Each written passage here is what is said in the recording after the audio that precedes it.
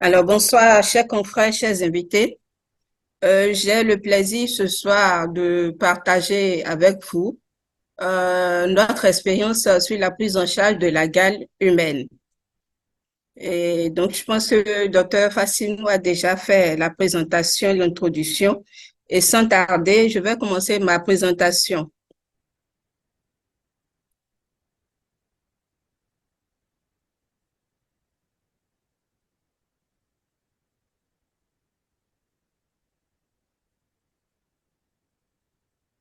Alors, la gale humaine. Cette présentation va s'articuler autour du plan ci-contre. Après l'introduction, nous allons aborder le premier chapitre consacré aux généralités. Ensuite, nous allons décrire les signes de la gale, faire le diagnostic, traiter et avant de conclure. En introduction, je dirais que la gale humaine, encore appelée scabiose, est une ectoparasitose bénigne, contagieuse, prurigineuse, spécifiquement humaine, due à la présence sous la peau d'un acarien. C'est une infection fréquente et cosmopolite à caractère endémo-épidémique dans les pays pauvres. Après cette introduction, nous allons aborder le premier chapitre consacré aux généralités en commençant par la définition. La gale humaine ou scabiose est une ectoparasitose prurigineuse et contagieuse due à Sarcoptes scabiei, variété hominis, et qui se manifeste par des lésions cutanées polymorphes. L'intérêt d'étudier cette affection est d'abord d'ordre épidémiologique. La gale humaine est l'ectoparasitose la plus fréquente. Des études ont été réalisées au Bénin. Ainsi, nous avons noté une prévalence hospitalière de 4,4% en 2018 à la clinique universitaire de dermatologie vénérologie du CNHU HKM et une prévalence plus élevée en milieu rural, notamment au sud du Bénin, qui était de 8,4%. Au Cameroun, Koutou et collaborateurs ont noté une prévalence plus élevée en milieu scolaire urbain, qui était de 17,8% en 2016. Et à côté de nous, au Togo, Teklesou a rapporté que la gale humaine était la parasitose cutanée la plus fréquente, représentant 65,9% de l'ensemble des parasitoses cutanées en 2018.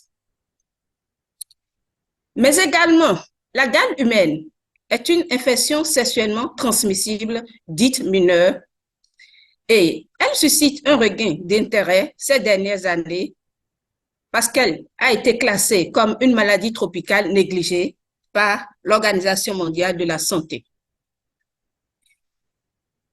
D'ordre diagnostique, le diagnostic positif de la gale est clinique, mais de difficultés variables. Et son traitement repose sur des principes thérapeutiques rigoureux.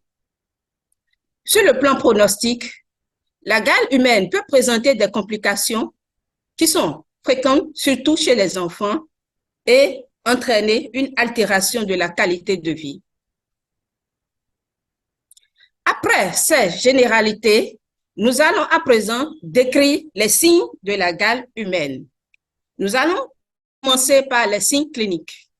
Et pour ce faire, pour la clarté de notre exposé, nous choisissons de décrire la gale humaine typique, non compliquée chez un homme.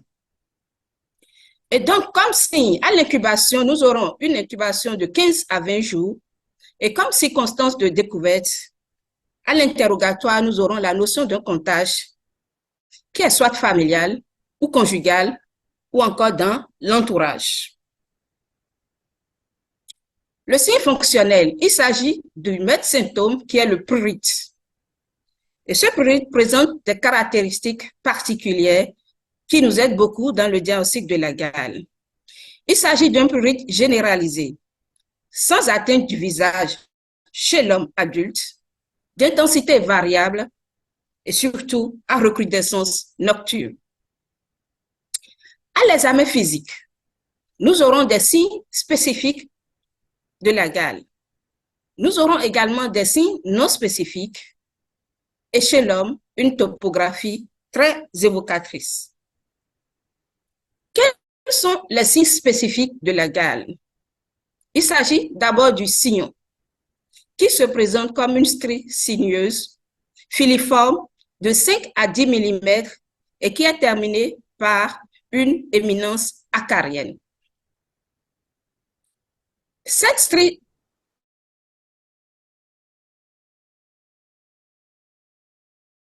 des espaces interdigitaux.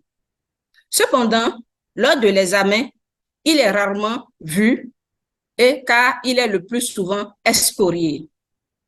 Et pour la mettre en évidence, il faut appliquer le test à l'encre de Chine. Donc, il s'agit d'appliquer de l'encre de Chine dans les espaces interdigitaux.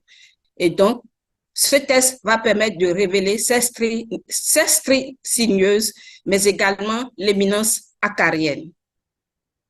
Lorsque vous disposez d'une dermatoscopie, la dermatoscopie, c'est un petit microscope de surface. Nous allons mettre en évidence un signe aussi spécifique appelé signe du chapeau chinois ou du delta plane. Et donc, nous voyons sur cette image, visualisée par la flèche bleue, à gauche, la strie sinueuse que vous voyez ici, et à droite, également une strie sinueuse, mais qui est excoriée. Ici, nous avons une image à la dermatoscopie, et donc entourée en vert, vous avez la femelle du Sarcoptes scabiei, et la flèche bleue nous pointe ici le signe du chapeau chinois qui est sous forme d'un triangle isocèle appelé signe du delta plane. Et entouré en jaune, à côté, vous voyez l'œuf du Sarcoptes scabiei. Toujours à la dermatoscopie, où nous voyons ici spécifiquement le signe du chapeau chinois. À part le sillon, nous avons également d'autres signes spécifiques que sont les vésicules perlées. Ce sont des vésicules qui sont le plus souvent translucides. Nous avons également les nodules scabieux qui sont sous forme de papillonodules localisés aux organes génitaux externes chez l'homme adulte. Nous rappelons que nous décrivons la gale humaine de l'homme adulte non compliqué.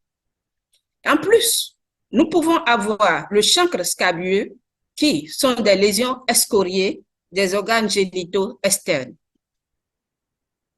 Quant aux signes non spécifiques, ils sont d'ailleurs les plus fréquents. Vous aurez des lésions de prurigo qui se manifestent par des lésions polymorphes. Vous pouvez avoir des papules urticariennes, des lésions de grattage sous forme de coups d'ongle, d'escoriation épaisse, de stries papuleuses ou encore de lichenification.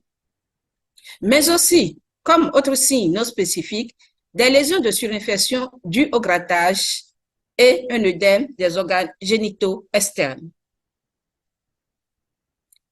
Donc, sur cette image, nous voyons des lésions de prurigo qui sont des lésions de prurigo excoriées et donc qui sont les lésions non spécifiques de la gale. La topographie de la gale est très évocatrice et nous aide beaucoup dans le diagnostic. Et donc, dans 80% des cas, vous pouvez faire le diagnostic de la gale à partir de l'examen physique des mains. Et donc, lorsque vous suspectez votre gale à l'examen, à l'interrogatoire, c'est-à-dire sur la notion d'un prurite généralisé, à recrudescence nocturne, même sans examiner le reste du corps, et lorsque vous visualisez les lésions spécifiques comme non spécifiques au niveau des mains, dans 80% des cas, vous pouvez déjà affirmer le diagnostic de la gale. Et donc, du coup, il faut avoir un œil entraîné. Les espaces interdigitaux, votre patient qui est devant vous et qui n'arrête pas de se gratter. En plus des mains, les lésions peuvent se localiser au poignet, notamment à la face antérieure, à la face interne des coudes, aux emmanchures antérieures, au niveau des fesses, notamment les zones convexes, au niveau de l'abdomen, surtout en région péri-ombilicale, à la face interne des cuisses, aux organes génitaux externes. Et donc, ce sont les localisations de la gale typiques chez un homme adulte.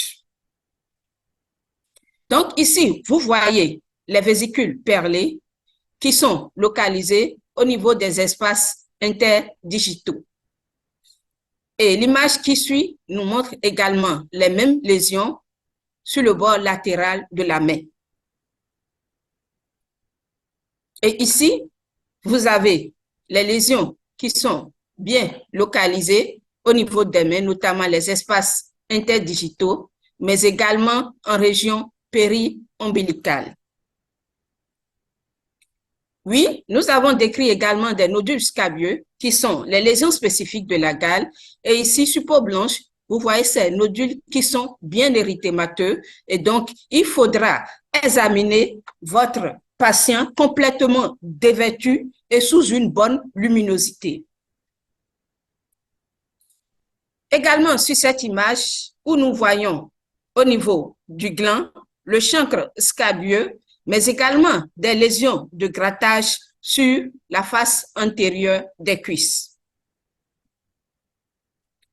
Quant aux signes paracliniques, en cas de doute, on peut procéder à l'examen parasitologique après prélèvement du sillon qu'on va observer au microscope optique.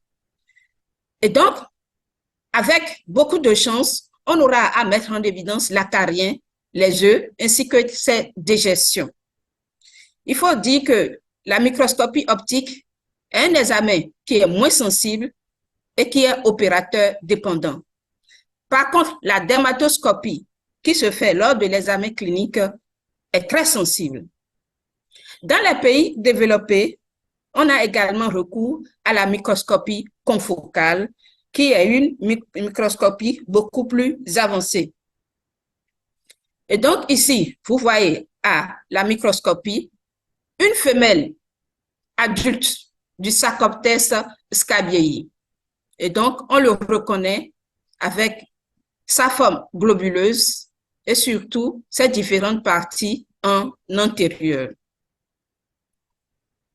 Ici, vous avez un fort grossissement et à l'intérieur, vous voyez un œuf du Sarcoptes scabiei.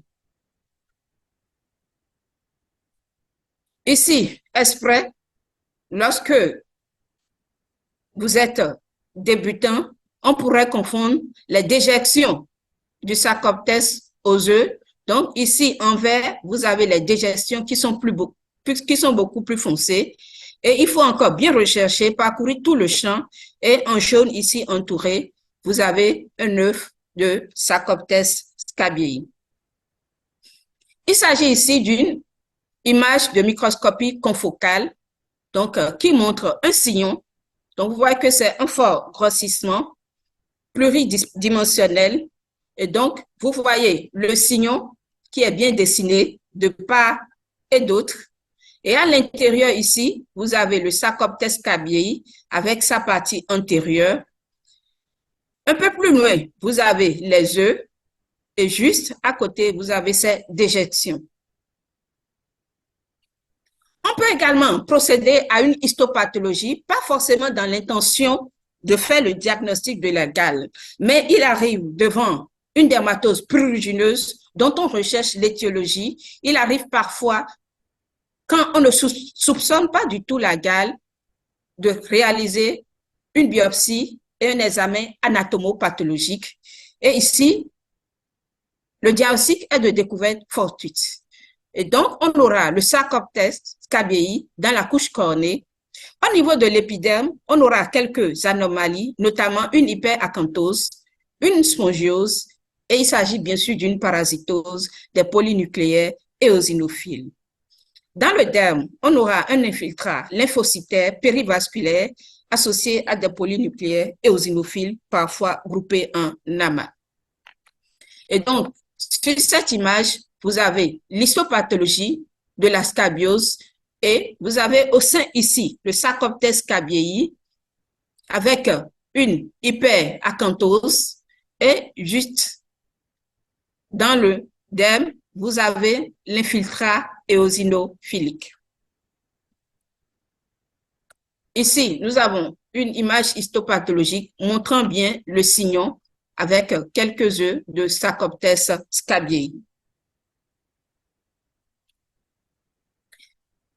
Nous avons vu les signes cliniques représentés notamment par les signes, le signe fonctionnel, les signes spécifiques, les signes non spécifiques, la topographie. Nous avons également vu l'aspect paraclinique où nous pouvons réaliser une microscopie optique qui est moins sensible. On peut avoir recours à l'histopathologie, mais le plus souvent, pas d'intention, mais plutôt de découverte fortuite. Quant au signe évolutif, lorsque le traitement est bien conduit, on a une disparition du prurite et la guérison totale en quelques jours. Mais lorsque le traitement est inadéquat, il y a le risque de récidive. Et en l'absence de traitement, on a une extension des lésions et une exacerbation du prurite, avec un risque d'impétigisation et d'adénite et d'autres complications qui sont possibles. Voilà ainsi décrit notre type de description qui est la forme typique de la gale humaine non compliquée chez l'homme adulte, où nous avons une incubation de 15 à 20 jours. Les circonstances de découverte, il s'agit notamment d'une notion de contage, soit un prurite familial, un prurite conjugal, notamment chez le ou les partenaires, ou encore un prurite dans l'entourage, ça peut être même le milieu professionnel. À l'interrogatoire, nous aurons également le signe fonctionnel qui est un prurite, le maître symptôme qui est généralisé et surtout à recrudescence nocturne. À l'examen physique, nous aurons les signes spécifiques, à savoir le sillon, les vésicules perlées, les nodules scabieux, le champ scabieux, mais également les signes non spécifiques, surtout les lésions de prurigo ou encore les lésions de surinfection et bien sûr la topographie qui nous aide parce qu'elle est très évocatrice. Et nous l'avons dit, dans 80% des cas, le diagnostic de la gale se fait à partir de l'examen des mains, les espaces interdigitaux, le bord latéral, le poignet, etc. Nous allons à présent décrire les différentes formes cliniques. Nous décrivons la forme symptomatique, notamment la gale polysymptomatique, encore appelée gale frustre ou gale des gens propres. Ici, le prurite est isolé ou associé à quelques lésions et ces lésions siègent aux mains, aux fesses, aux seins chez la femme ou encore aux organes génitaux externes chez l'homme. Je voudrais juste faire remarquer que la forme polysymptomatique est très fréquente chez le personnel soignant, depuis les aides-soignants jusqu'aux médecins. La forme selon le sexe. Chez la femme, en plus des sièges qui ont été décrits, chez l'homme, nous avons également une atteinte des seins. Et donc, lorsque vous voyez des lésions au niveau des espaces interdigitaux chez une femme, il suffit simplement de lui demander si elle gratte les seins. Si elle dit oui, et que vous examinez les seins, que vous voyez les lésions non spécifiques, vous pouvez déjà à presque 100% aboutir au diagnostic de la gale. Et donc, ici, nous voyons une atteinte des seins chez une femme adulte, ainsi que l'atteinte de l'abdomen et surtout des signes non spécifiques. Les formes selon l'âge, surtout chez le nourrisson, ou chez le nourrisson, la gale a une topographie particulière. Et ici, je voudrais faire un clin d'œil aux pédiatres qui sont au front-off et qui sont aguerris pour faire le diagnostic de la gale. Ici, les vésicules perlées, en plus des espaces interdigitaux, se retrouvent chez le nourrisson au niveau des paumes et des plantes. Vous aurez les nodules scabieux, post-scabieux, qui sont fréquents, localisés surtout dans le creux axillaire, le périnée et le scrotum chez le garçon. Et aussi, chez le nourrisson, on peut avoir une atteinte du visage et du dos. Sur cette image, nous avons de nombreuses vésicules perlées, des plantes chez un nourrisson Et si vous regardez bien la main de la maman, vous avez des signes non spécifiques de gale. Nous avons également des formes graves qui surviennent sur des terrains particuliers, notamment chez l'immunodéprimé, sur terrain de dépigmentation volontaire. Et vous savez très bien que la dépigmentation volontaire est très fréquente chez nous. Au moins 6 personnes sur 10, dans la plupart des études qui ont été rapportées, se dépigmentent. Mais également en cas de corticothérapie ou devant des troubles psychiatriques ou un patient qui présente un mongolisme ou encore les personnes âgées, surtout en institution. Nous décrivons 3 formes gale. Nous avons la gale hyperkératosique, autrefois appelée gale norvégienne, qui est d'une extrême contagiosité. Ici, le prurite est absent, donc c'est un signe trompeur. Cependant, vous observez un aspect érythémato-squameux, puis croûteux et ensuite hyperkératosique des lésions avec une atteinte généralisée. Donc, sur cette image, vous avez une gale norvégienne qui est débutante avec des lésions croûteuses observées au niveau des mains chez une femme qui se dépigmente. Ici, également, vous avez carrément des lésions hyperkératosiques qui sont généralisées. Nous montrons ici la tête, le cou. Vous avez des lésions hyperkératosiques. Ici, sur cette image, vous avez des lésions hyperkératosiques du coude à gauche et à droite, vous avez des lésions hyperkératosiques des mains. Et je le rappelle, cette forme de gale hyperkératosique n'est pas prurigineuse. Et donc, c'est là où se situe le piège. Cependant, devant un terrain débilité, on peut déjà penser à une gale hyperkératosique. Nous avons également comme forme grave la forme profuse qui se présente sous forme d'une éruption floride et étendue avec une atteinte ici du cuir chevelu. Elle est d'une extrême contagiosité et ici le prurite est présent. Et enfin, la forme mixte, dont un cas a été rapporté par notre maître, le professeur Koudoukpo, à l'université de Parakou. Il s'agit ici des patients dont le prurite est signalé, qui vont présenter à la fois des lésions hyperkératosiques associées aux lésions diffuses de gale typiques. Et donc, voilà l'image que nous lui avons empruntée. Il s'agit d'une femme qui se dépigmente.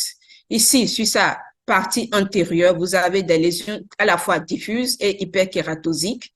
Et à la partie postérieure, également les mêmes lésions. Et bien sûr, vous avez les stigmates de la dépigmentation. On a également des formes compliquées qui peuvent. La gale humaine peut se compliquer d'infections, soit une impétigénisation par les germes banals, notamment le staphylocoque, le streptocoque, ou qui peuvent se compliquer d'adénite, mais également une glomérulonéphrite aiguë post-streptococique, surtout chez l'enfant. La gale peut se compliquer d'eczématisation très fréquente sous nos cieux, du fait de l'automédication. Vous savez, quand vous avez les parents suspectent la gale, qu'on appelle classiquement dans le sud du Bénin ACLI.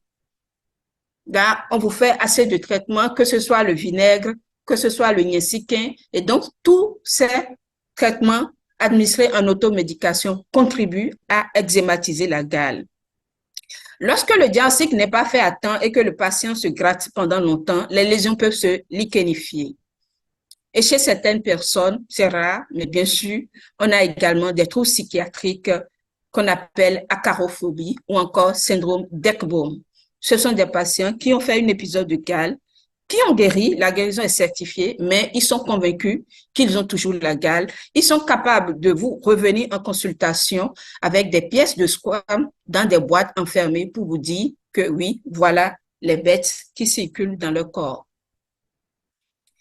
Ici, chez un enfant en zone rurale, nous montrons l'image d'une gale impétigénisée dont vous avez des lésions croûteuses avec des croûtes mélicériques, mais également une lésion papulo-pustuleuse de la verge. Ici, chez l'adulte également, nous avons de la gale impétigénisée. Et attention, habituellement, on dit l'impétigo, c'est une dermatose infantile. Et donc, un impétigo, chez un adulte, est jusqu'à preuve du contraire une gale. Nous avons également les formes associées aux infections sexuellement transmissibles. Ici, il faut déjà s'orienter vers un contexte d'infection sexuellement transmissible. Le prurite est conjugal. Et donc, devant un adulte en activité sexuelle, il faut avoir à l'esprit d'explorer les habitudes sexuelles. La gale peut s'associer à un chancre syphilitique. La localisation est la même. Et donc, attention, un chancre scabieux peut être associé à un chancre syphilitique. Et comme la syphilis est la grande simulatrice, devant un chancre chez un adulte en activité sexuelle, il faut réaliser systématiquement la sérologie syphilitique. La gale peut s'associer à la gonococcie, mais également à un chancre mou et aussi à l'infection par le VIH. Nous avons eu à mettre en évidence un cas chez un jeune étudiant qui était venu pour une gale et dont la sérologie rétrovirale a été positive. Et donc, c'est dans ce contexte que la gale est considérée comme une infection sexuellement transmissible dite mineure. Donc, voilà ainsi décrit la forme typique de la gale humaine ainsi que ses différentes formes cliniques à travers les formes symptomatiques selon l'âge, selon le sexe, les formes graves, les formes compliquées et bien sûr les formes associées aux autres infections sexuellement transmissibles. Et ces différents signes cliniques vont nous permettre de faire le diagnostic en commençant par le diagnostic positif. Ce diagnostic positif est fait devant deux arguments essentiels. Il s'agit de l'épidémiologie, notamment la notion de contage et la clinique. Et donc, le diagnostic de la gale est essentiellement clinique. Les arguments cliniques, vous avez la notion d'un prurite familial ou conjugal ou de l'entourage. Et à l'examen physique, vous aurez les lésions spécifiques et non spécifiques localisées sur des sièges très évocateurs. Et lorsque vous disposez de la dermatoscopie, vous pouvez mettre en évidence la femelle, le signe du chapeau chinois et parfois les œufs et les digestions. Mais lorsque, malgré tous ces arguments, ou lorsqu'en absence de ces arguments, il se pose un doute, vous pouvez avoir recours à la paraclinique, notamment la microscopie optique qui est moins sensible ou carrément à l'histopathologie en prélevant au niveau d'un sillon. Plusieurs affections peuvent simuler la gale humaine. Et donc, devant un prurite diffus, il faut éliminer la pédiculose du corps. Ici, vous avez la notion d'une hygiène défectueuse. Le prurite et les lésions prédominent à la partie supérieure du dos, aux épaules et à la ceinture. Et avec un peu plus d'attention, vous pouvez mettre en évidence les parasites dans les vêtements ou encore dans l'eau de lessive. Toujours devant un prurite diffus, il faut éliminer un prurigo strophilus, qui est un prurigo par piqûre d'insectes. Ici, vous avez la notion de piqûre d'insectes, les moustiques, les moucherons. Vous avez également comme signe, rien que comme signe, les séropapules de Tomazoli qui sont localisées sur les zones découvertes ou encore sur les zones selon les habitudes de l'insecte piqueur. Toujours devant le prurite diffus, oui, vous avez la gale animale qui existe, toujours le Sarcoptes scabiei, mais ici, ce n'est pas la variété hominis. Et donc, puisque ce n'est pas la variété hominis qui est adaptée à l'homme, vous avez plutôt une dermatose prurigineuse qui est transitoire et vous n'avez pas de sillon parce que ce parasite n'a pas les éléments nécessaires pour creuser un sillon chez l'homme parce que ce n'est pas la variété hominis, ce n'est pas la variété qui est adaptée à l'homme. Et donc, cette gale animale est suspectée en présence d'animaux comme le chien, le chat la poule et le porc, etc. Vous avez également, devant un prurite diffus, la gale onchocercienne pour ceux qui sont encore dans les zones d'endémicité. Ici, il s'agit d'une notion de co-endémicité parce que c'est très fréquent. Dans les zones où on a encore l'onchocercose, on a également la gale humaine et d'où la notion de prise en charge intégrée qui a été mise en place par l'Organisation mondiale de l'OMS, par l'Organisation mondiale de la santé. Ici, vous avez des placas lichenifiés qui se présentent en peau de crocodile, associés à une dyschromie hétérogène dite en peau de léopard, c'est-à-dire vous avez des hypo et des hyperpigmentations associées qui rappellent la peau de léopard. Vous avez des nodules onchocerciens qui sont indolores, associés à des papillopustules et des croûtes, et le prurite prédomine à la ceinture pelvienne. Et lorsque vous réalisez le SNP test après une biopsie aisante, il est positif. Devant des lésions chroniques des mains, il faut penser à un eczéma de contact chronique du cimentier, encore appelé gale du cimentier entre griffes, parce que c'est un terme emprunté. Ici, vous aurez des lésions hyperkératosiques fissuraires, donc pas de signes spécifiques. Devant le chancre scabieux, il faut penser aux autres IST, notamment la syphilis, le chancre mou ou encore le chancre herpétique, avec leurs caractéristiques qui sont propres, la syphilis ou le chancre qui ne se laisse pas plisser, mais attention, lorsque le chancre est mixte, il perd ses caractéristiques habituelles. Et la sérologie syphilitique permettra de mettre en évidence. Devant un prurite du mamelon, il faut éliminer un eczéma du sein. Ici, les lésions sont érythémato-croûteuses, suintantes et prurigineuses, mais également une maladie de Paget qui va se présenter sous forme de placard érythémato-squameux non prurigineux. Il s'agit d'une tumeur maligne du sein et l'histopathologie mettra en évidence les anomalies cellulaires. Chez le nourrisson particulièrement, il faut éliminer la dermatite atopique. Ici, vous avez des lésions vésiculeuses groupées en médaillon placard sur un placard ou médaillon érythémateux, très prurigineux, et vous aurez bien sûr la notion d'atopie dans la famille.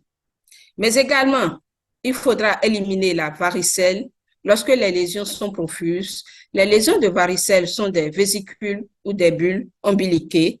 Et vous avez aussi la notion de contagion ou d'épidémie. L'impétigo, surtout chez le nourrisson, en cas d'impétigénisation. Donc là, il faudra rechercher méticuleusement les lésions spécifiques de la gale. Et lorsque vous ne les avez pas et vous avez que des lésions d'impétigo, vous êtes beaucoup plus en face d'un impétigo. Et surtout, chez le nourrisson, c'est une dermatose qui est rare, l'acropustulose infantile. Lorsque les lésions sont localisées, les vésicules perlées sont localisées au niveau des paumes et des plantes. Et ici, l'acropustulose infantile n'est pas prurigineuse. Le diagnostic étiologique. Nous allons décrire l'agent pathogène, connaître ses habitudes, et c'est en connaissant ses habitudes, ses caractères que nous pouvons savoir comment nous allons pouvoir l'éliminer. L'agent pathogène, c'est un acarien du nom de Sarcoptes scabiei hominis, qui est long de 0,4 mm et qui est thermodépendant. C'est-à-dire il est viable entre 20 et 55 degrés, ce qui veut dire qu'en dehors de cette température, il peut ne pas être viable. Donc, c'est déjà un élément pour l'atteindre. Sa durée de vie est courte en dehors de l'homme, 1 à 2 jours. Ce qui veut dire que lorsque vous l'isolez de l'homme, au-delà de 2 jours, il peut mourir. Et son habitat habituel, c'est la couche cornée. Son cycle. Lorsque la femelle est fécondée, elle va créer un sillon dans la couche cornée épidermique et déposer ses œufs qui vont éclore et devenir la forme adulte au bout de 15 jours, d'où cette incubation de 15 à 20 jours. La contamination est souvent directe entre individus, ce qui explique que la gale soit considérée comme une IST mineure, mais elle peut être également indirecte à partir des vêtements, de la literie et donc nous pensons déjà aux conditions d'hygiène défectueuses. La gale est contagieuse sur des lieux particuliers. Bien sûr, nous sommes tous concernés, les hôpitaux. Dieu sait que chaque jour, nous prenons notre part de gale.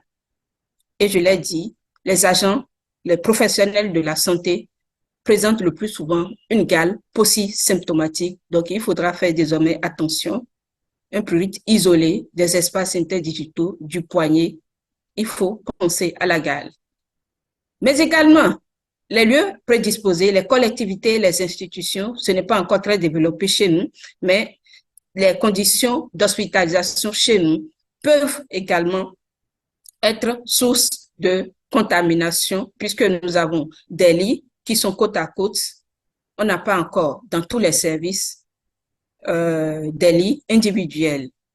Les zones rurales qui sont exposées à la pauvreté, aux conditions d'hygiène défectueuses, notamment des régions intertropicales pauvres.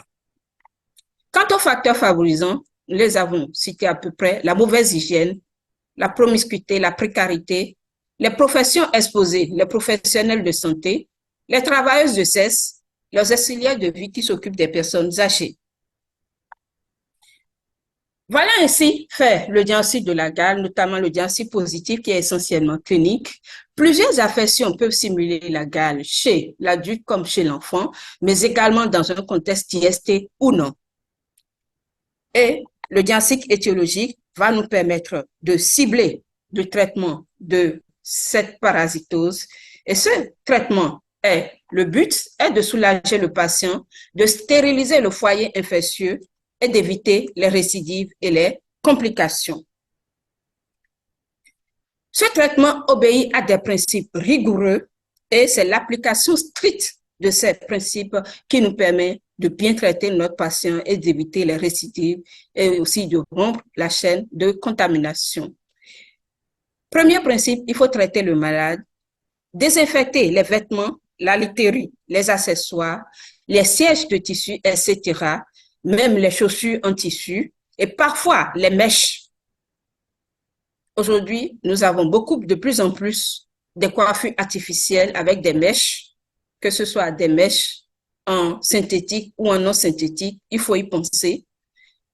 Le traitement simultané des sujets contacts, même s'ils n'ont pas de signe de gale, compte tenu de la période d'incubation, parce que à l'instant T, le patient peut ne pas se gratter, mais attention, il se pourrait que ce patient ait des œufs ou des larves de Sarcoptes scabiei hominis sous sa couche cornée.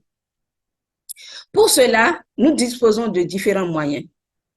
Nous avons des moyens locaux et des moyens généraux. Les moyens locaux, nous avons d'abord des antiscabieux qui sont destinés au traitement du corps.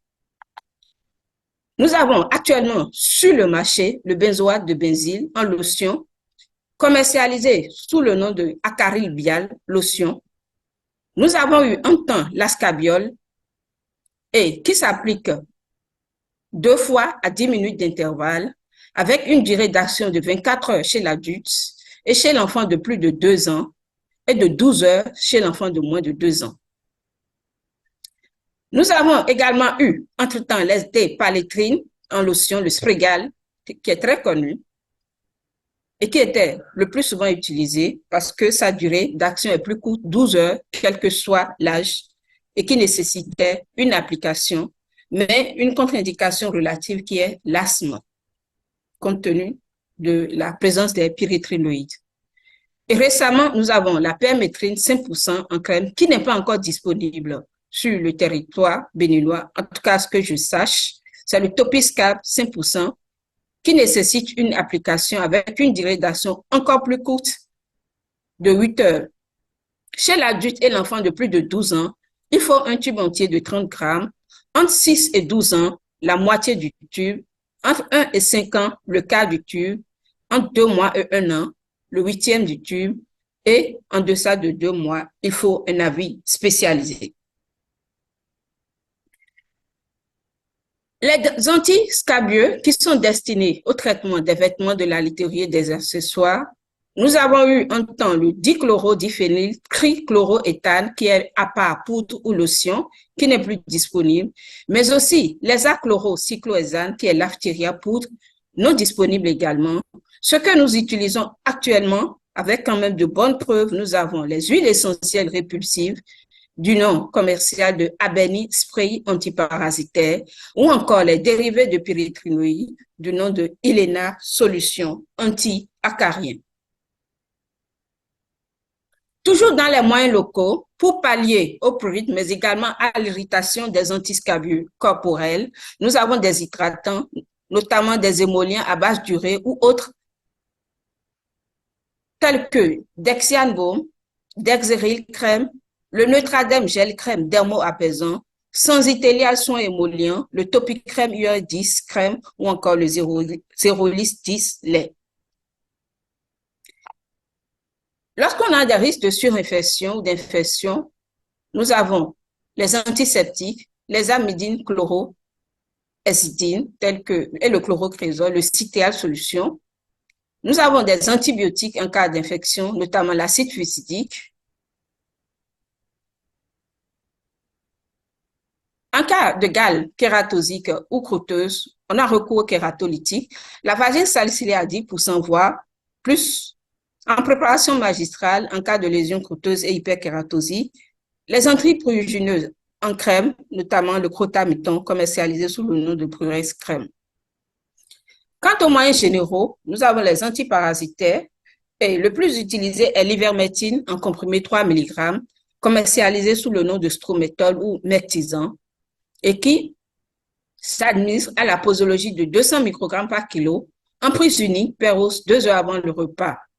Les contre-indications y sont relatives, notamment chez l'enfant de moins de 2 ans ou inférieur à 15 kg, en cas de grossesse, surtout au premier trimestre, compte tenu de son mode d'action, parce que c'est un antiparasitaire qui inhibe la transmission neuromusculaire. Et aussi en cas d'allaitement, parce qu'il peut y avoir un passage de 2% environ de l'antiparasitaire dans le lait maternel. D'autres moyens généraux pour pallier au prurite, vous avez les antihistaminiques essentiellement, la rupatadine, le Rinialais, la loratadine, le Curtec, le Clartec ou l'allergine, la mécuitazine, le Primalan, la cétirizine, Zyrtec ou encore l'hydroxyzine, la Taras. Les antibiotiques par voie générale, l'azithromycine, le Macromas aziz, le flucloxacilline, l'Astaf, l'amoxicilline, aciclavulanique, amoxiclav-dinc. La désinfestation du linge et de la literie peut également se faire à partir d'un lavage à la machine à 60 degrés pour les linges qui peuvent être lavés à 60 degrés ou alors on peut les isoler pendant une semaine.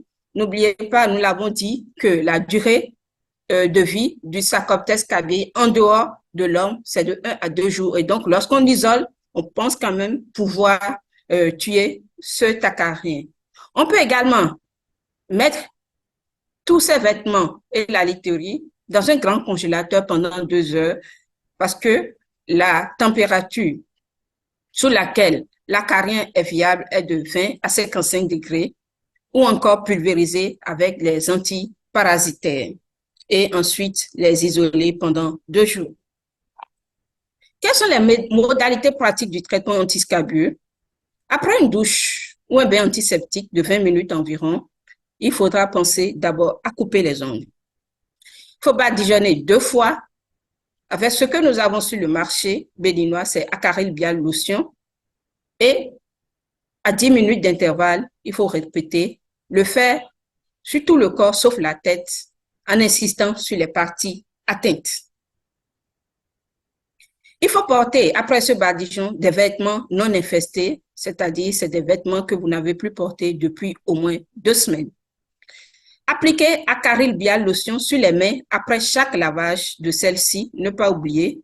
Se laver 24 heures après la deuxième application de Acaril Bial et mettre le Crotamiton crème sur les nodules scabieux. Il faudra traiter simultanément les sujets contacts suivant les mêmes modalités le même jour. Traiter le même jour le linge, la literie, les sièges en tissu, etc. passer l'aspirateur ou nettoyer le sol à l'eau de Javel et répéter l'application des antiscabieux corporels 15 jours après la première application. Quelles sont les indications? Il faudra, en tant que professionnel, préciser par écrit et bien expliquer les modalités pratiques du traitement. Et par rapport à cela, c'est la partie la plus difficile de la consultation. Il faut se rassurer que votre patient a bien compris votre traitement. Sinon, la plupart du cas, le traitement est mal fait malgré votre traitement. Donc, ne pas hésiter à faire répéter le traitement par le patient sur chaque aspect de ce traitement-là. Et donc, l'ordonnance type d'une gale non compliquée, il faudra prescrire des antiscabieux corporels, faire le traitement adjuvant, désinfester le linge, la literie et traiter les sujets contacts. En cas de gale eczématisée, en plus de l'ordonnance type, il faut penser à donner un antihistaminique et un antiseptique sur une courte durée. Lorsque la gale est un peu tigénisée, il faut en plus de l'ordonnance type administrer un antibiotique local et ou péros et prescrire systématiquement un antiseptique pour la toilette. Chez le nourrisson, nous rappelons que la durée de contact de Acaril Bial lotion est de 12 heures et l'application au niveau du visage se fait par tamponnement parce qu'il s'agit d'un produit toxique. Si c'est un nourrisson qui suce les doigts ou qui a l'habitude de porter les doigts à la bouche, il faudra bander les doigts ou lui porter des moufles. Et lorsque sa maman est traitée, il faut faire une extraction du lait chez la mère. Donc, pas d'allaitement directement. En cas de gale grave, il faut appliquer l'antiscabieux locaux, y compris sur le cuir chevelu, administrer l'ivermectine en 2 ou 3 cures successives avec 10 à 14 jours d'intervalle. Il faut arrêter, si possible, la corticothérapie, si c'est un patient qui est sous corticothérapie, et arrêter systématiquement la dépigmentation cutanée et renforcer l'hygiène. Lorsqu'il s'agit d'une gale en collectivité ou en institution, nous n'en sommes pas encore là, mais lorsque nous détectons un patient qui est dans des lits, dans des salles communes, qui a une gale, il faudra normalement mettre en place une cellule de crise, identifier et traiter le cas index, traiter les sujets contacts, notamment les pensionnaires, c'est-à-dire les autres patients, le personnel et la famille du patient par de l'ivermectine péros. Ce traitement était instauré, il importe de surveiller. La surveillance est essentiellement clinique et les éléments à surveiller, c'est le prurite et les lésions cutanées. Quels en sont les résultats? Lorsque le traitement est bien fait, on a une disparition du prurite et des lésions en quelques jours. Il peut persister un prurite résiduel de moins de 4 semaines compte tenu du actif des antiscabieux corporels et on peut pallier à ce prurite résiduel en appliquant des émollients. Habituellement, les nodules post-cabieux persistent pendant quelques jours ou semaines. Ces nodules post-cabieux ne renferment pas le parasite, c'est-à-dire ils sont indemnes de Sarcoptes cabiae, c'est juste une réaction inflammatoire granulomateuse et il faudra simplement appliquer du Crotamyton crème jusqu'à la disparition de ces nodules. Mais attention, lorsque le traitement est mal fait, on a une persistance du prurite au-delà de 4 semaines et une récidive des lésions cutanées. Quant au traitement préventif primaire, il faudra lutter contre la pauvreté en renforçant les mesures d'hygiène. Le traitement préventif secondaire se fait grâce au diagnostic précoce et à la prise en charge adéquate en s'assurant de la bonne compréhension du traitement et bien sûr, en cas d'épidémie, il faudra instaurer une surveillance épidémiologique dans les institutions et les collectivités. Le traitement tertiaire est basé sur la suppression des facteurs favorisants, si possible.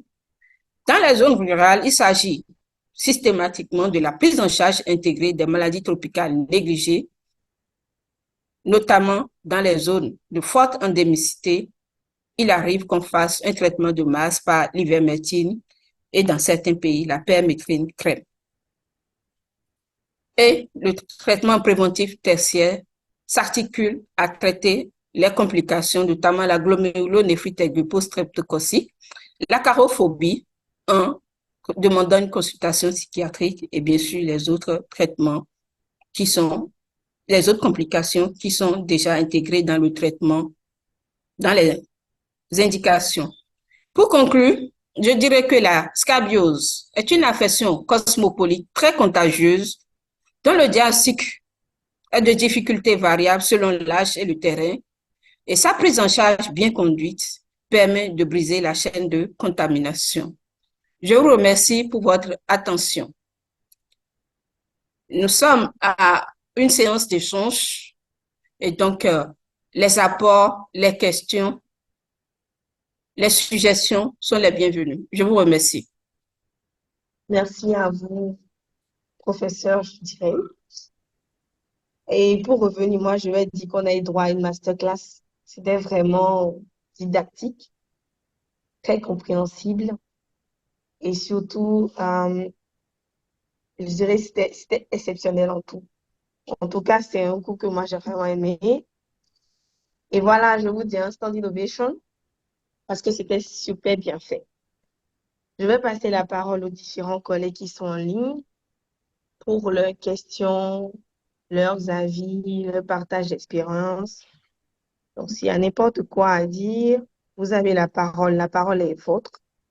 Il suffit de lever la main, de vous présenter, de nous dire de quel pays vous venez et de nous dire quelle est votre question ou quel avis aimeriez-vous partager ou quelle expérience dans la prise en charge de cette pathologie aimeriez-vous partager avec nous. Donc, il suffit de lever la main et moi, je vous donnerai la parole.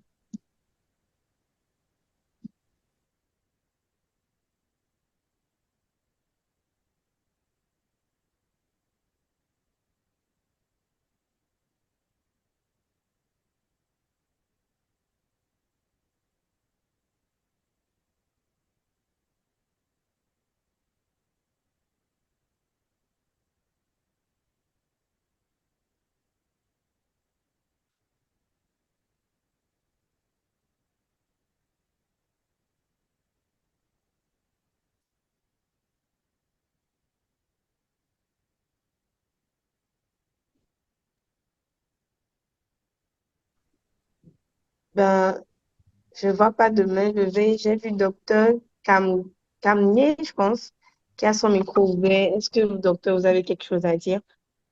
Euh, j'ai vu plein de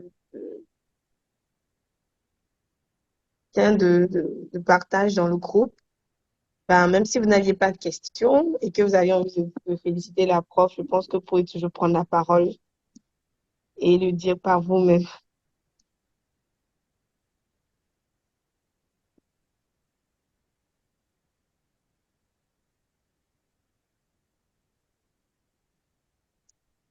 Et bon, je comprends.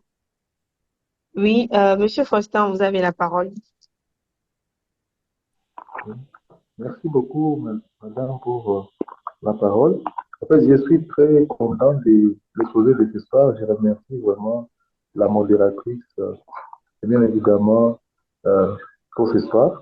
Alors, ma préoccupation, je suis Faustin, je suis médecin et aussi justement résident à médecine interne. Je vous appelle où je réponds depuis la RDC.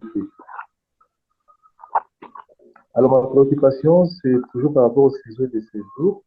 J'aimerais un peu savoir par rapport au bilan, peut-être que je n'ai pas suivi au début. Est-ce qu'il y aurait des bilans paracliniques qui confirmeraient la scabiose? C'est ça ma préoccupation. Est-ce qu'il y a des bilans paracliniques en plus, bien sûr, de la clinique qui confirmeraient la scabiose? Merci. Oui, est-ce que docteur Facine peut reprendre la question parce que je pense que j'ai un problème avec son micro, ça grésille un peu. Oui, bon, de mon côté aussi, mais je pense que sa question est de savoir les bilans paracliniques pour poser le diagnostic, si j'ai bien entendu. Le C'est le diagnostic bilan paraclinique. de confirmation paraclinique. Est-ce qu'il y en a pour la gale? Je n'ai pas bien suivi Ok, le d'accord. début de la présentation. OK. Professeur, Monsieur Foster aimerait savoir les confirmations paracliniques. Est-ce qu'il y en a en ce qui concerne la gale? Oui, bien sûr, il y en a. Il faut dire que dans la majorité des cas, le diagnostic de la gale est essentiellement clinique sur la notion de ce prurite qui est souvent familial. Bref, c'est une notion de comptage. Il n'est pas le seul à se gratter, d'accord? Mais également, un prurite à recrudescence nocturne. Il vous dira, oui, je me gratte plus la nuit. Ce patient se gratte plus la nuit simplement parce que le parasite a une activité nocturne. Et c'est donc la nuit avec les digestions et ces autres sécrétions qui sont qui sont plus irritantes et donc qui entraînent ce prurite à recrudescence nocturne. Et donc, si en plus des caractéristiques de ce prurite, vous examinez votre patient et dans la majorité des cas, vous avez les signes cliniques spécifiques, non spécifiques, ça suffit déjà pour faire le diagnostic de gale. Bien sûr, peut-être sur certains terrains, lorsque vous prenez une gale hyperkératosique, d'accord, ou bien lorsque vous prenez la gale chez un nourrisson et que systématiquement, vous n'avez pas pensé à cette notion relation mère-enfant. Parce qu'un nourrisson chez qui vous suspectez la gale, bien sûr, vous allez examiner la mère. Si jusqu'à ce niveau donné, vous n'avez pas vraiment pu faire le diagnostic, vous pouvez avoir recours à la microscopie optique en raquant simplement un sillon. Vous essayez d'identifier un sillon ou quelques lésions qui ressemblent à des sillons, parce que des fois, c'est très rare aussi d'avoir des sillons lorsqu'ils sont escoriés. Vous grattez ces sillons et vous mettez entre l'âme et lamelle simplement et vous observez au microscope optique. Et comme je l'ai dit, la microscopie optique, c'est l'examen qui est utilisé le plus souvent, l'examen paraclinique qui est utilisé le plus souvent. Vous parcourez tout le champ. Parce que c'est des fois, vous parcourez le champ et c'est peut-être à l'autre bout du champ que vous finissez par avoir le parasite. Donc, c'est un examen qui est vraiment moins sensible et surtout qui est opérateur dépendant. Il faut vraiment être très entraîné pour pouvoir mettre en évidence le Sarcoptes cabii à l'examen paraclinique. Vous pouvez également avoir recours vraiment dans des cas extrêmes à l'histopathologie, c'est-à-dire vous faites une biopsie au niveau d'un sillon scabieux et puis vous demandez un examen anatomopathologique et comme je l'ai dit, vous pouvez visualiser le sarcoptère scabieux dans le sillon ou encore ses œufs dans le sillon et bien sûr, vous aurez un infiltrat dermique, vous aurez des amas de lymphocytes, une hyperacantose et au niveau du derme, vous aurez un infiltrat lymphocytaire avec beaucoup d'éosinophiles en région périvasculaire. Je ne sais pas si j'ai répondu à votre question. Et dans les pays développés, bien sûr, ils disposent d'une microscopie qui est encore beaucoup plus avancée que l'optique. C'est la microscopie confocale qui est en quelque sorte de la microscopie optique associée à de l'échographie et donc qui permet de mettre directement en évidence le Sarcoptes cabii dans un sillon.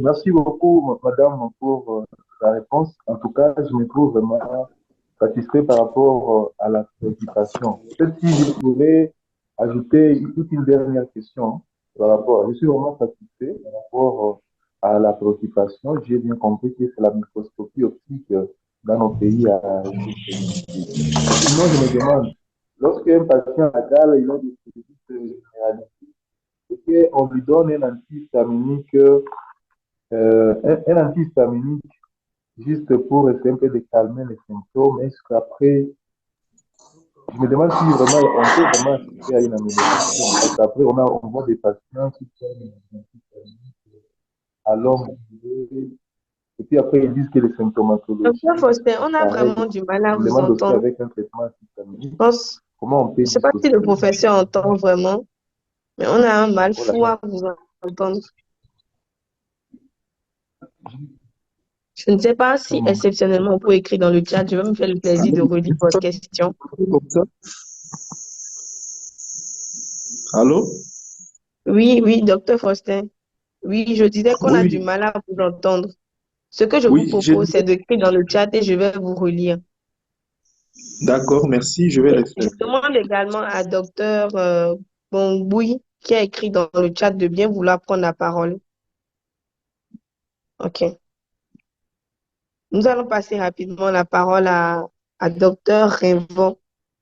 Merci à Dr. Faustin de supprimer sa levée de main. Docteur Invo, vous avez la parole. Bonsoir, chers tous. Bonsoir, chers maîtres. Et je m'appelle, vous me recevez, s'il vous plaît? Et on vous reçoit.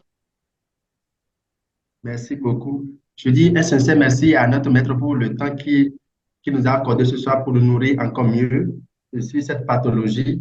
Et j'ai deux préoccupations. Je voudrais savoir, est-ce que la prise en charge de la gale, nous les médecins généralistes, est-ce que le professeur nous autorise à le faire ou bien il faut référer? Si nous devons le faire, est-ce que nous sommes, est-ce que la prescription diverses médecines est spontanée à la première prise de contact avec le malade le jour que nous avons posé le diagnostic? Si oui, et est-ce qu'il y a des bilans paracliniques qu'il faut faire d'abord pour explorer un organe avant de pouvoir instituer le traitement? Et ma dernière préoccupation, en cas de gale collective, est-ce que la posologie est la même, même chez ceux qui ne présentent pas de symptomatologie? Est-ce que la posologie est la même que chez celui qui développe déjà la maladie? Je vous remercie. Merci. Nous avons fait l'effort de nous présenter, de dire d'où nous venons les prochaines Ah, fois. d'accord. Excusez beaucoup. Je suis docteur Simplice Rimbaud. Je suis médecin généraliste. Je suis béninois. Je suis à Parakou. Je suis en exercice à l'hôpital Saint-Martin de Papané dans la commune de Tchaourou. Merci beaucoup. Donc, merci, docteur Rimbaud. Professeur, vous voulez y aller en même temps? Sinon, il y avait docteur Chalène qui avait la parole, qui avait levé la main. Docteur Chalène, vous pouvez y aller rapidement si le professeur ne trouve pas d'objection. Nous remercions le professeur pour sa brillante présentation. Nous sommes DS de pédiatrie au Bénin et nous voudrions juste une clarification au sujet de l'utilisation du benzoate de benzyle lotion chez les moins de 2 ans en ce qui concerne la dilution. Est-ce qu'il y a un consensus pour la dilution pour les moins de 6 mois, les moins d'1 an, ou un bouchon 1/1 ou bien 2/3? On voulait avoir un éclairci dessus, merci.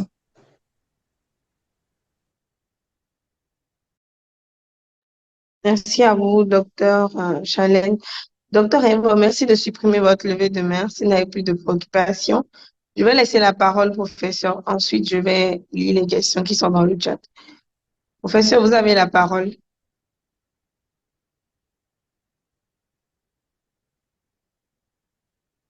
Je ne sais pas trop si le professeur est avec nous.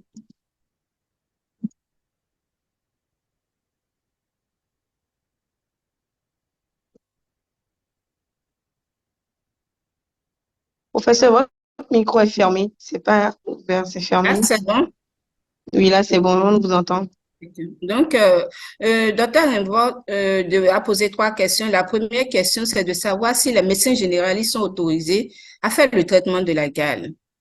Justement, ce sont les médecins généralistes qui doivent traiter la gale. Nous n'en sommes pas encore arrivés là, mais une gale qui atterrit dans un centre de référence n'est pas chose normale. Une gale qui atterrit chez un spécialiste, un dermatologue, n'est pas chose normale. D'accord? Et donc, ce que nous souhaitons le plus, et c'est d'ailleurs l'objectif de cet enseignement post-universitaire, c'est de pouvoir armer, beaucoup plus doter les médecins généralistes pour qu'ils fassent le diagnostic et le traitement de la gale pour arrêter rapidement la chaîne de contamination. Parce qu'actuellement, on n'a pas encore les chiffres, mais selon les tendances observées au Bénin, nous vivons une épidémie depuis quelques mois et qui est traînante. Donc, c'est très important de pouvoir diagnostiquer traiter la gale en périphérie. Alors, l'ivermectine, pour l'ivermectine, nous avons donné dans les indications de l'ivermectine, globalement, c'est la forme grave. D'accord? La forme grave, ou lorsque vous êtes sur des terrains débilités, vous pouvez utiliser l'ivermectine. Mais un patient qui présente une gale typique, vous n'avez pas à donner de l'ivermectine. C'est ce que nous faisons classiquement, mais attention, dans certains contextes, lorsque le risque de contagion est énorme, nous pensons à donner systématiquement de l'ivermectine et la posologie, c'est 0,2 mg par kilo. On n'a pas du tout besoin de bilan préthérapeutique pour cela. Et enfin, en cas de gale collective, est-ce qu'il faut administrer systématiquement de l'ivermectine aux patients qui ne se grattent pas? Oui, dans la gale collective, pour rompre la chaîne de contamination, lorsque le risque contagieux est important, il faut systématiquement donner de l'ivermectine également. Alors, l'intervention de Dr. Laura Charlène, oui, c'est vrai, le benzoate de benzyle est dilué, 1/3 de benzoate de benzyle pour 2/3 d'eau chez le nourrisson de moins de 6 mois parce que c'est un produit qui est toxique, mais très irritatif. Ça, j'ai pas mentionné dans ma présentation. Et non seulement cela, le temps d'application est de 12 heures chez le nourrisson de moins de 6 mois. Je ne sais pas si j'ai répondu aux préoccupations. Je l'espère en tout cas. S'il y a, je pense, ils peuvent Je crois toujours qu'il y a des questions lever qui la sont main. posées, Oui, dans le oui, chat. la partie discussion. OK. Monsieur Faustin dit, quand hospitaliser un patient scabilleux, Monsieur Faustin est au Congo, il est résident en médecine interne. Avant ça, quelqu'un a dit, merci beaucoup, professeur, pour votre brillante présentation. Au témoin d'un doute, dans la forme typique, vous aviez dit que le visage était épargné. Dans la description de l'application des antiscabilleux, vous avez dit qu'on évite le pôle céphalique. Mais chez le nourrisson, vous aviez dit s'il y a des lésions au visage, l'application se fait pas tamponnement. Je voudrais savoir si la tête au visage ou la tête est une spécificité ou relativement fréquent chez les nourrissons. OK, Je je vous pense que remercie. c'était Pour la- ma préoccupation. Je pense que Madame Laura a pris la parole. Et puis, D'accord. Oui, docteur Faustin, quand est-ce qu'il faut hospitaliser un patient qui présente la gale? C'est un patient qui n'est pas autonome pour pouvoir faire le traitement de la gale. Je suppose, par exemple, un sujet âgé qui vit seul chez lui, d'accord, et qui a de la gale, ou lorsque le nombre de patients dans une famille, par exemple, c'est l'expérience que j'ai eue lorsque j'ai fait mes stages dans les pays développés. Lorsque vous avez un nombre important de la famille, d'accord, et que vous suspectez que le traitement peut être mal fait, vous imposez une hospitalisation de jour, d'accord, et vous traitez toute la famille. Et là, vous êtes sûr que le traitement est bien fait. Ceci permet de rompre rapidement la chaîne de contamination. Ou encore un patient qui n'est pas autonome, un sujet âgé ou bien qui présente des troubles psychiatriques, etc., et qui ne peut pas faire son traitement tout seul s'il n'a pas un infirmier qui peut l'assister. On peut également l'hospitaliser sur une courte durée, profiter également, bien sûr, pour faire le bilan de terrain et tout ça, et faire le traitement et ensuite exercer le patient. Alors, la question, oui, la gale avec atteinte du visage n'est pas qu'une spécificité du nourrisson. Mais il faut savoir que chez le nourrisson, la forme typique de l'adulte, il n'y a pas d'atteinte du visage, c'est ce qui est décrit, d'accord, la forme typique non compliquée. Mais chez le nourrisson, vous avez une atteinte du visage, ce qui implique forcément un geste thérapeutique, c'est-à-dire qu'il faut appliquer l'antiscabieux au visage et par tamponnement, ne pas pulvériser et ne pas appliquer directement au pinceau. Il faut l'appliquer par tamponnement pour éviter une toxicité. Mais dans les formes graves, notamment la forme profuse, où vous pouvez avoir une atteinte du cuir chevelu, parfois du visage, ou encore la forme hyperkératosique, en ce moment, il faut appliquer également l'antiscabieux au visage. Sinon, dans la forme typique non compliquée, il n'y a pas d'atteinte du visage. Et l'ordonnance type, nous l'avons dit, l'ordonnance type, c'est l'ordonnance type d'une gale non compliquée.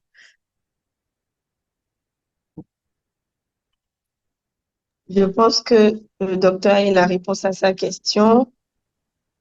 Et la personne a dit merci, professeur. Il y a un autre message. Bonjour, docteur Nda, depuis le Sénégal. Nous avons rejoint le train en marche. Pourrions-nous avoir le support si possible? Je pense que c'est à la prof de répondre.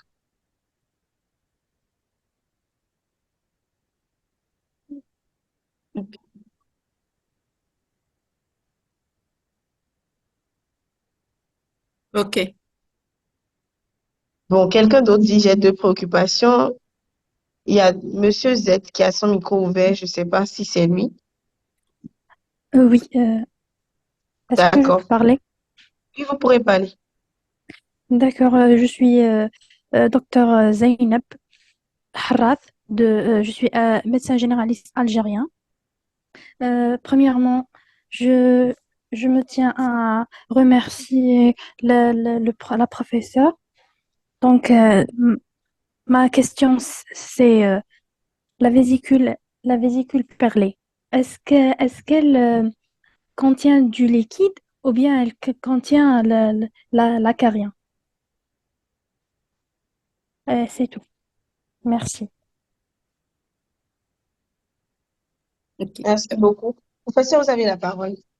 Oui, la vésicule perlée peut contenir du liquide comme elle peut simplement être une papillovésicule, c'est-à-dire que vous avez beaucoup plus une phase solide qui est une papillovésicule. Il y a eu quelques images où on a montré des papillovésicules, mais typiquement ce qui est décrit, c'est la vésicule perlée qui contient du liquide et qui est simplement une réaction d'hypersensibilité aux déjections, d'accord, de l'acarien. Et lorsque je fais une parenthèse pour les terrains atopiques qui ont notamment une sensibilité aux acariens de la poussière de maison, vous allez constater également que systématiquement sur ces terrains, vous avez une gale assez diffuse. Les lésions la symptomatologie est assez importante. Vous avez beaucoup de vésicules perlées simplement parce que c'est déjà un patient du fait de sa sensibilité aux acariens de la poussière de maison qui vient d'être mis en contact avec un autre acarien qui développe plus fréquemment et plus abondamment ces vésicules perlées. Donc, les vésicules perlées contiennent typiquement du liquide, oui. Est-ce qu'on D'accord. dit perlées parce qu'elles sont translucides comme la perle blanche? D'accord, merci. Merci, Merci, c'est professeur. très clair. Merci. OK. Il y a encore deux messages dans le chat. Il y a le docteur qui a le téléphone iPhone 11 Pro qui a déjà levé la main. Et puis, il y a bonjour, docteur Bruno. Est-ce possible d'avoir l'enregistrement de la présentation? Oui, oui, comment? L'enregistrement est toujours disponible. Je vais vous en parler tout à l'heure. Je vais laisser le docteur qui a le téléphone iPhone 11 Pro poser sa préoccupation. Veuillez bien ouvrir votre micro pour vous présenter. Votre micro est fermé. Le docteur qui a le téléphone iPhone 11 Pro a la parole.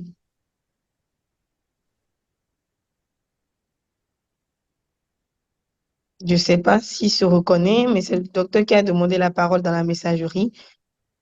Le docteur a la parole. Docteur au téléphone 11 Pro. iPhone 11 Pro, je pense que c'est ça. S'il n'est pas là, je vais donner la parole à docteur Tino Seni Diallo.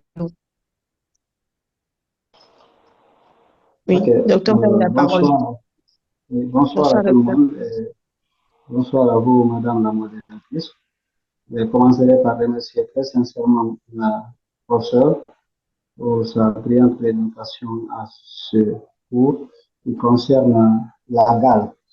En fait, moi, je suis Diallo Thierry, je suis médecin en DS à Monsieur le Travail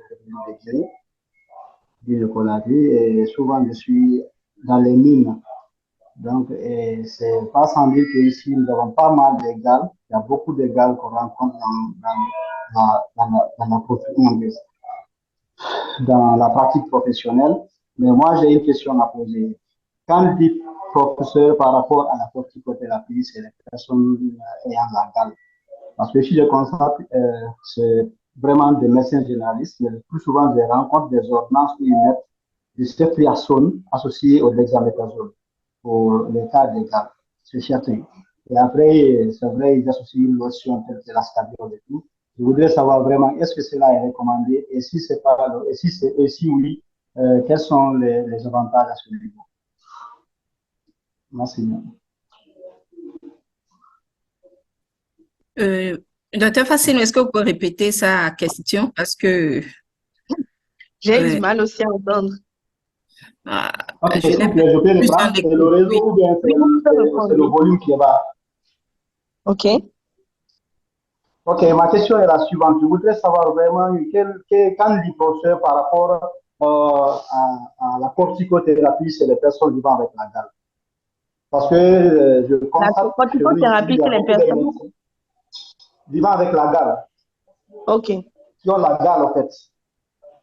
d'accord. Parce que je constate un schéma thérapeutique fait de ceftriaxone et d'hexaméthasone sur nous, en fait. Je rencontre ça souvent. Mhm. Je sais que dans la pratique médicale, ce n'est pas recommandé dans les documents, mais je ne sais pas qu'est-ce qui motive cela, en fait. Si le professeur a une D'accord. réponse à cette Je vais question. répéter votre question. Mhm.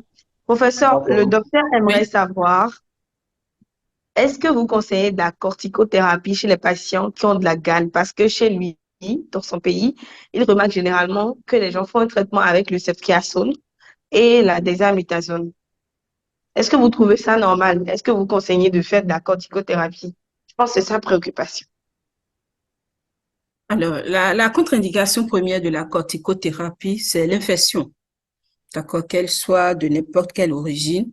Et donc, a priori, sur une dermatose infectieuse, il n'y a pas de corticothérapie. Cependant, lorsque la gale est eczématisée, nous conseillons de faire le traitement antiparasitaire.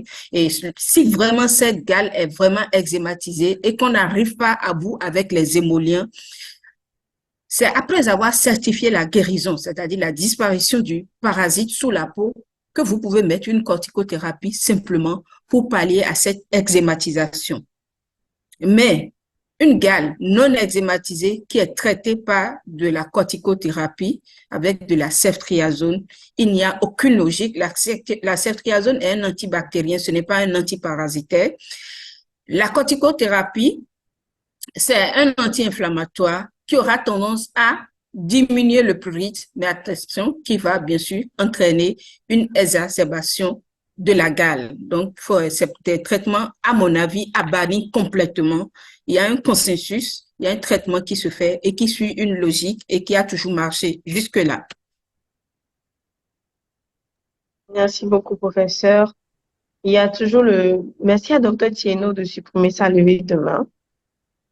Et je vais demander une fois et à toute dernière fois au docteur qui a le téléphone iPhone 11 Pro de prendre la parole. Et Eh, docteur, vous allez prendre la parole. Allô, bonsoir. Bonsoir, docteur. Excusez-moi, j'avais un souci de micro.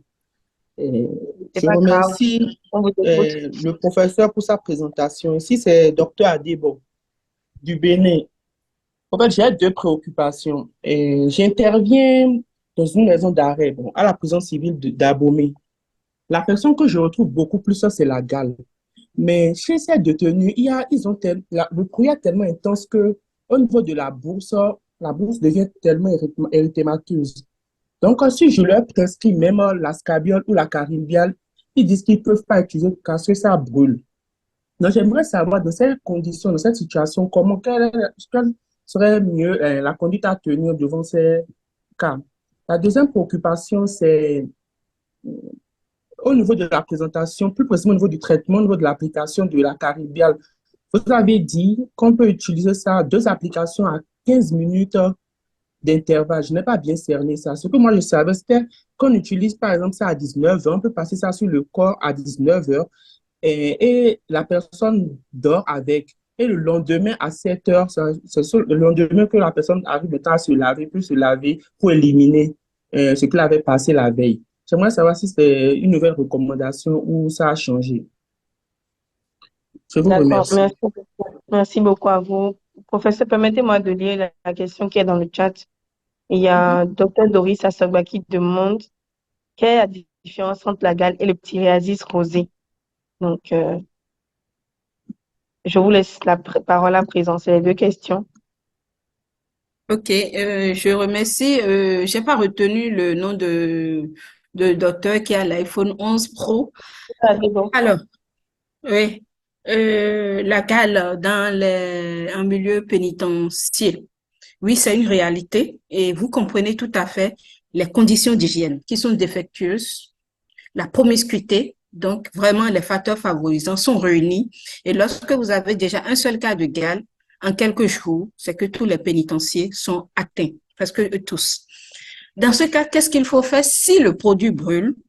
En première intention, puisque le risque de contagion est énorme, c'est de mettre de l'ivermectine, d'accord? De mettre de l'ivermectine et de répéter le traitement de l'ivermectine en 10 à 14 jours d'intervalle. Ça fait un. Donc, positionnez déjà l'ivermectine en première intention. Et vous pouvez toujours ajouter le benzoate de benzyle, mais cette fois-ci dilué. Dilué, vous pouvez faire 2 tiers de benzoate de benzyle et 1 tiers d'eau. Ça peut diminuer un peu l'irritation.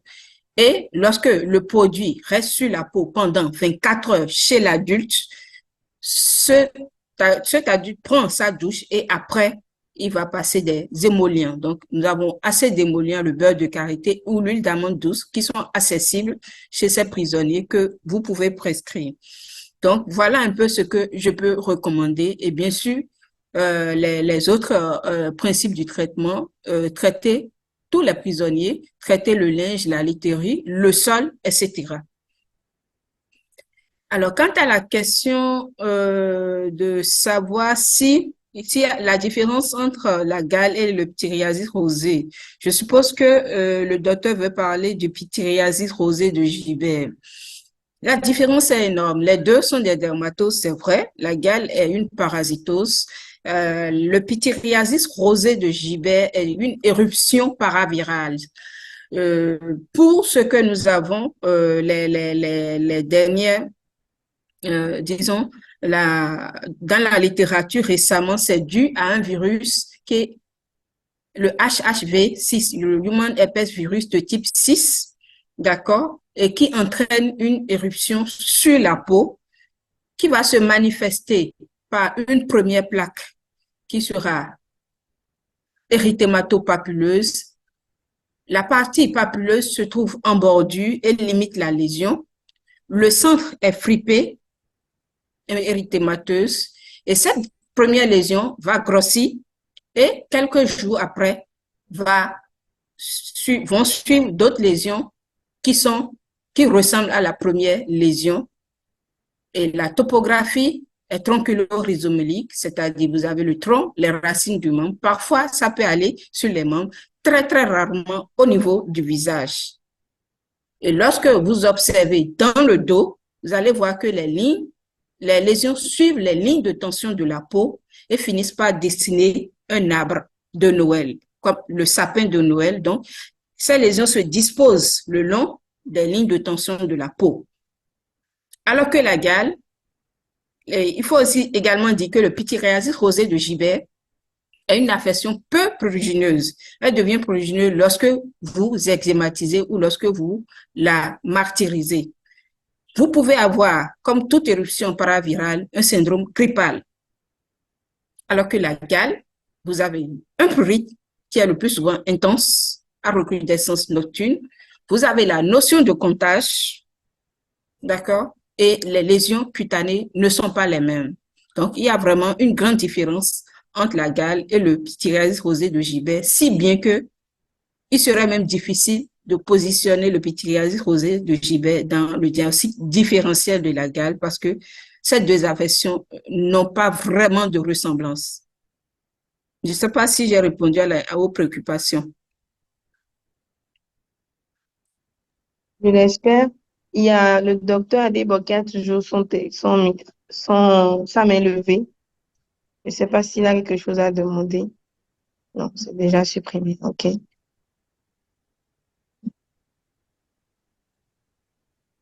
Avant de passer à la présentation des futurs webinaires, je vais d'abord donner la parole une dernière fois encore au professeur afin de nous faire le résumé pour ne pas dire l'élément important à garder ou le message qu'elle aimerait véhiculer au travers de la communication de ce soir. Donc, professeur, vous avez la parole. Également, je vais vous laisser répondre à la question de si on aura le document ou pas en même temps. Professeur, vous avez la parole. Oui, je vous remercie, Dr. Fassoum. Je vous remercie pour cette occasion que vous me donnez de pouvoir parler d'une affection qui est fréquente, qui est très fréquente, qui est très contagieuse.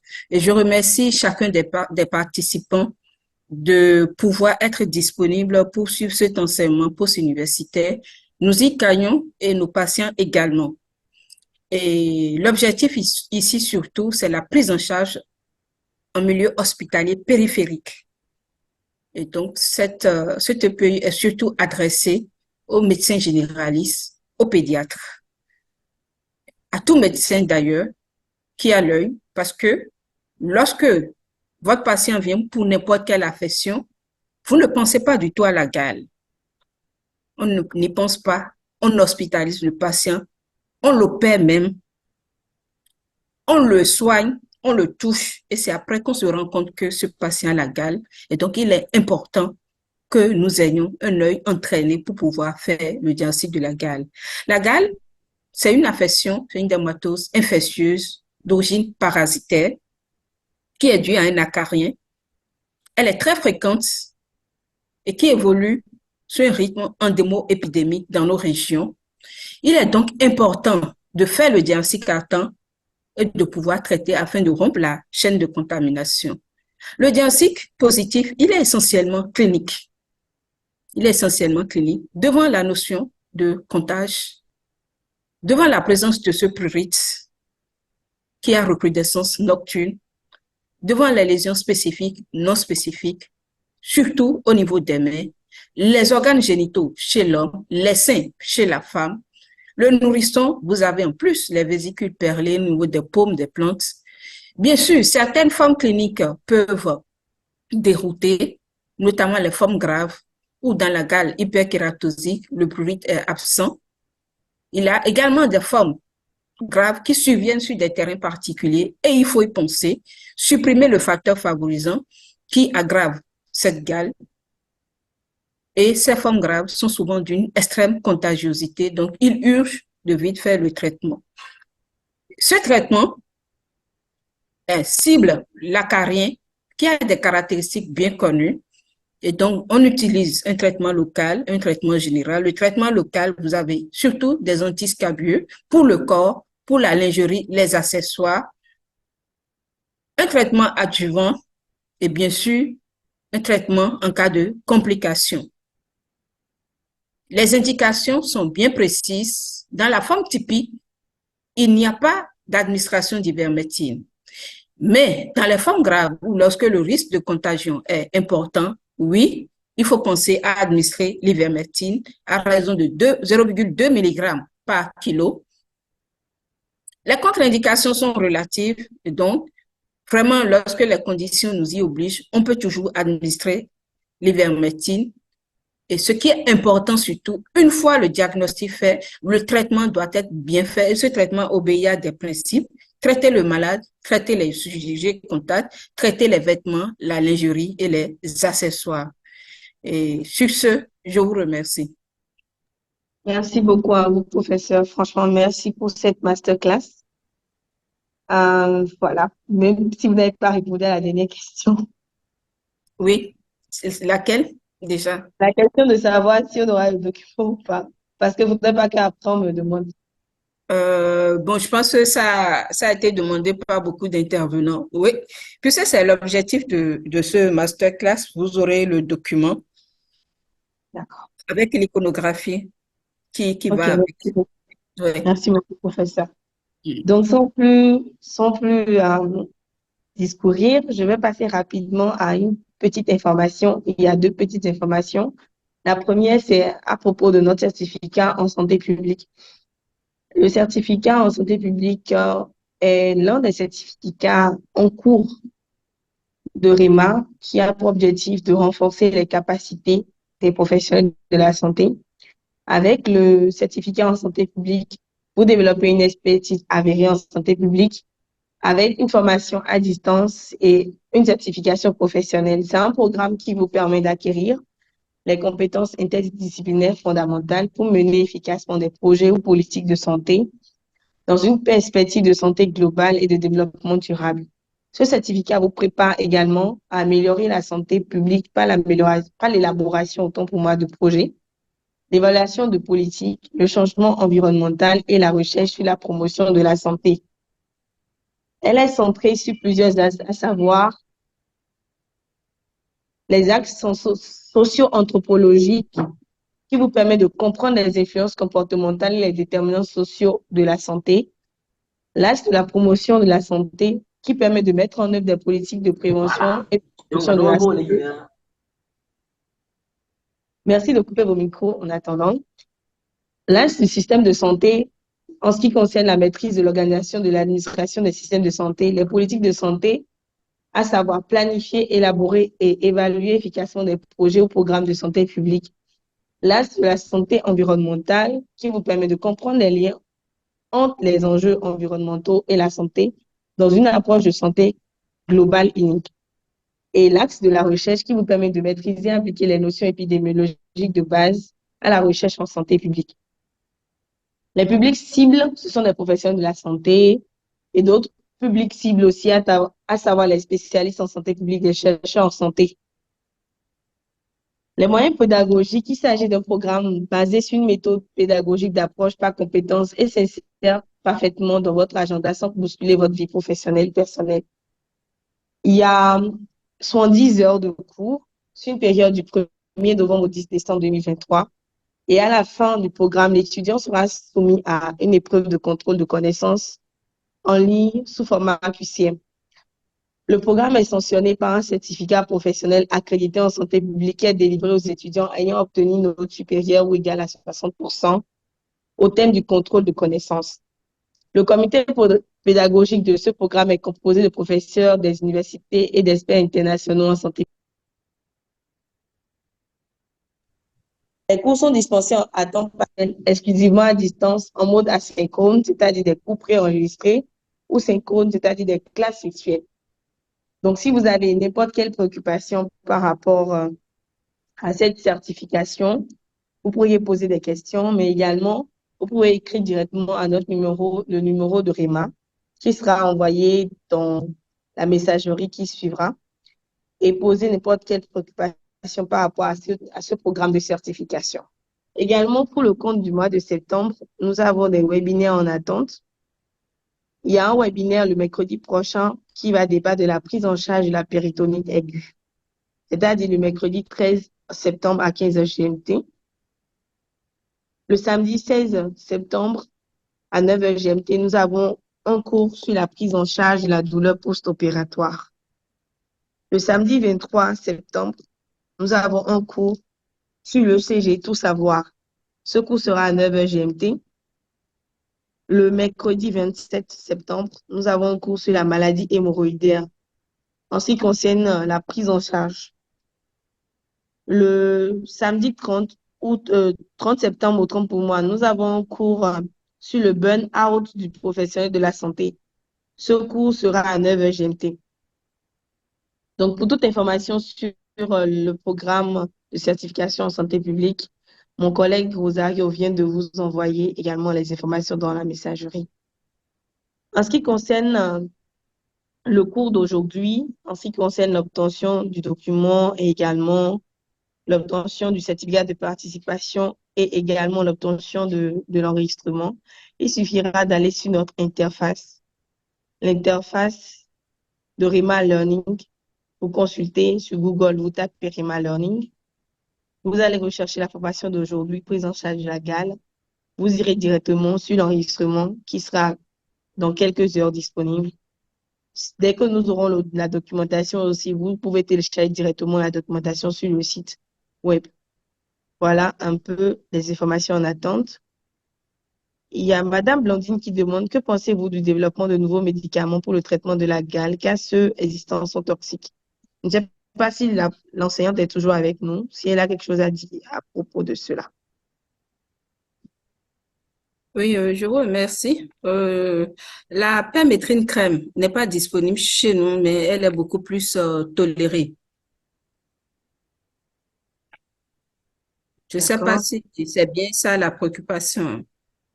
Bon, la préoccupation était de demander si vous pensez qu'on pourrait développer d'autres nouveaux médicaments pour le traitement de la gale, compte tenu de la toxicité de ceux existants. Ah oui, c'est l'objectif d'ailleurs. La permétrine, pardon, a été développée dans cette optique-là, à cause de la toxicité des autres produits. Et c'est d'ailleurs pour cela que ces produits, dans les pays développés, sont presque inexistants. Donc, vous avez beaucoup plus la permétrine crème qui est souvent utilisée. D'accord. Merci beaucoup, professeur. Donc, Je ne sais pas s'il y a des pour questions. dire qu'il est toujours, bien sûr qu'il est toujours possible, à part la permétrine, d'avoir toujours d'autres produits. Le plus souvent, c'est des dérivés de pyréthrinoïdes. Donc, c'est bien possible.